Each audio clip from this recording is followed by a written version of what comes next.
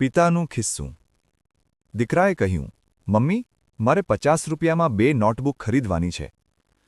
વાસણ ધોતી વખતે માતાએ કહ્યું, જાઓ અને પપ્પારા ખિસ્સામાંથી કાઢી લાવો.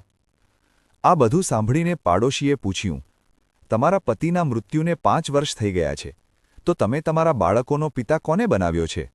કોઈને ખબર પણ નથી. એટલામાં જ માતા પાડોશીનો હાથ પકડીને રૂમમાં લઈ ગઈ. પછી તેના પતિનો શર્ટ ખીલી પર લટકતો બતાવીને કહ્યું, હું હંમેશા પૈસા મારા પતિના શર્ટના ખિસ્સામાં રાખું છું, જેથી બાળકો ક્યારેય પોતાના પિતાને ભૂલી ન જાય. તે આ દુનિયામાં નથી તો શું? આપણે તેમને દિવસમાં 100 વખત યાદ કરીએ છીએ. હજુ પણ આપણી તાકાત છે. આપણે બધા આપણા ખર્ચ માટે તેમની પાસેથી પૈસા લઈએ છીએ. આવી માતા માટે એક લાઇક અને શેર ચોક્કસપણે જરૂરી છે. મિત્રો, તમને આ પોસ્ટ ગમી હોય તો હા કે ના કમેન્ટમાં લખી મને જણાવજો. આ પોસ્ટ અન્ય મિત્રો સુધી જરૂર શેર કરજો.